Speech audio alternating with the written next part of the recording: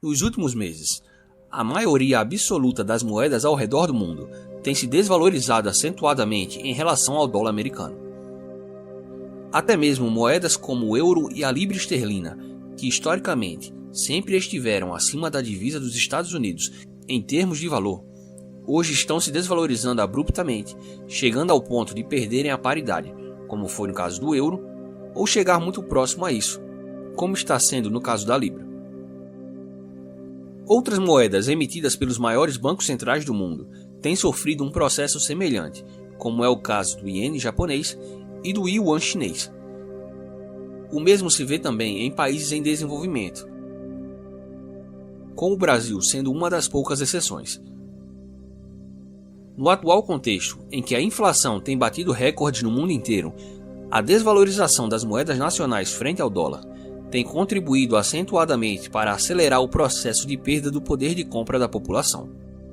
Desse modo, os bancos centrais estão sendo obrigados a intervir para tentar interromper ou pelo menos amenizar a desvalorização de suas divisas, e isso tem gerado um ciclo vicioso de aumento de taxas, deterioração das condições financeiras e desvalorização de moedas globais. E é aí onde mora o perigo para o próprio dólar. Neste vídeo, mostraremos como é exatamente neste processo de valorização do dólar que pode estar presente as raízes não só de sua própria ruína, mas de todo o sistema monetário global. Mas antes de mais nada, peço a você que deixe o seu like e se inscreva no canal caso você ainda não seja inscrito. Isso ajuda o nosso canal a crescer e o nosso conteúdo chegar a cada vez mais pessoas. A taxa de câmbio é o valor que uma moeda possui em relação à outra, ou seja, é a taxa especificada pela qual duas moedas diferentes podem ser trocadas entre si. Via de regra,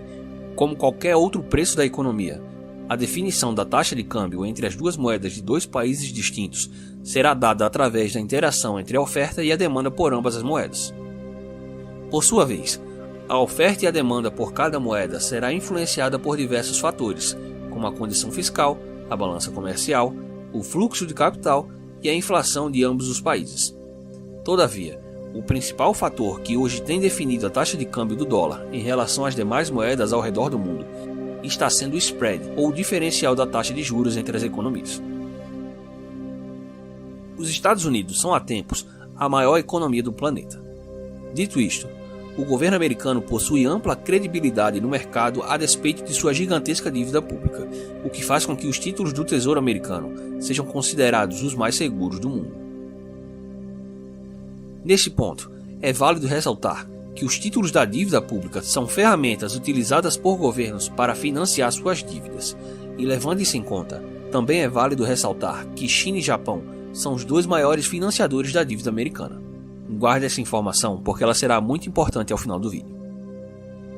Nos últimos anos, os juros americanos ficaram estacionados no zero. Entretanto, por conta da disparada da inflação, o Banco Central do país vem subindo a sua taxa básica de juros, o que tem tornado o investimento nos Estados Unidos cada vez mais atrativo.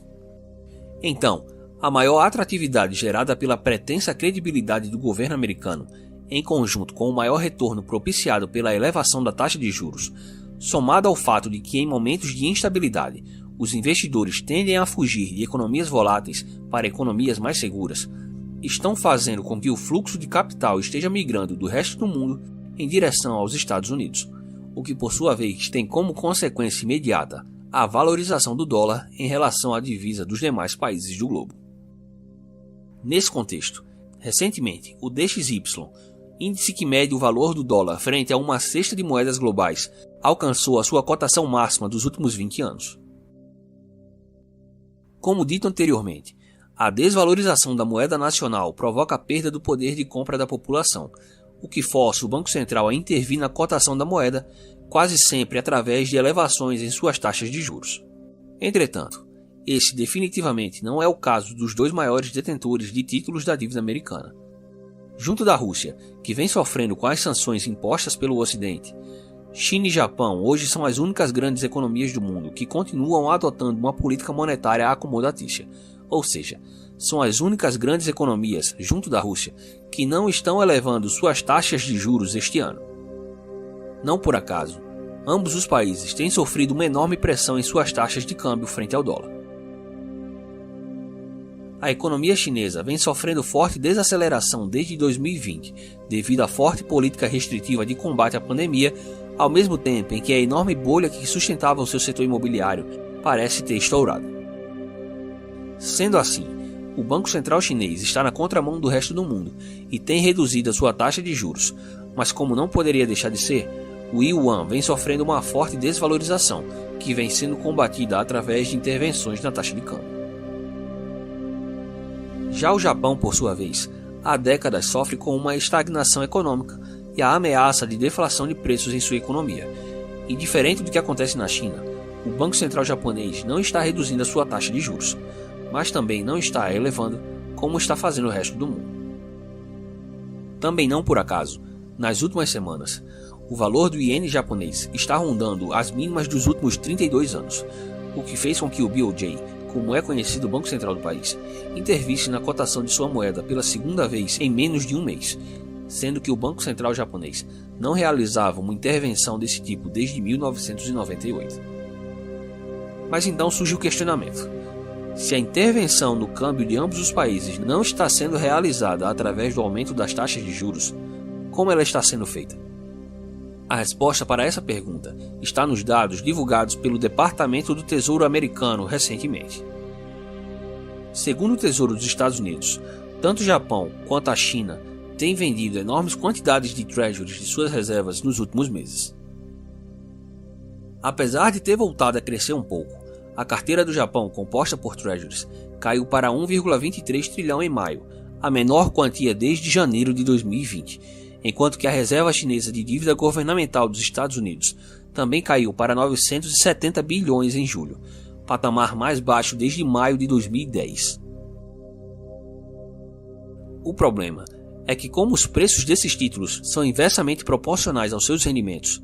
a venda desses ativos por governos estrangeiros está reduzindo seu valor e aumentando seu rendimento. O rendimento maior desses títulos, por sua vez, impacta diretamente no desempenho de ativos de renda variável como as ações, deteriorando assim as condições financeiras globais. Ao mesmo tempo, ao vender esses títulos, China e Japão, além de outros países como o Brasil, que vem reduzindo de maneira significativa a quantidade de treasuries em suas reservas nos últimos 4 anos, estão despejando uma grande quantidade de dólares no mercado, e isso pode passar desapercebido hoje, devido à enorme demanda por dólares que existe atualmente.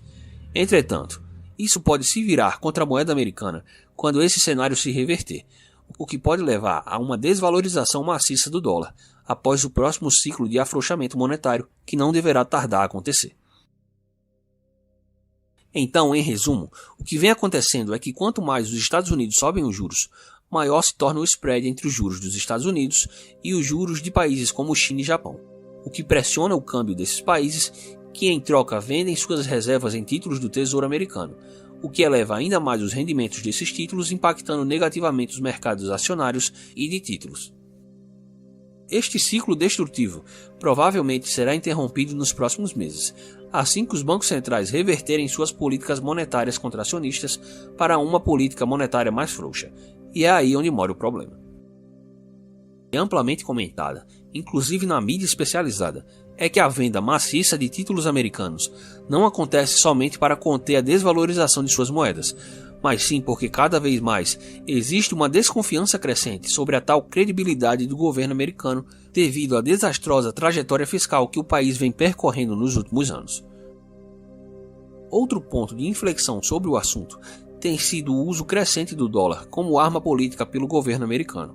o que chegou ao auge durante a atual crise com a Rússia, quando os Estados Unidos deliberadamente congelaram os ativos em dólar pertencentes ao governo russo.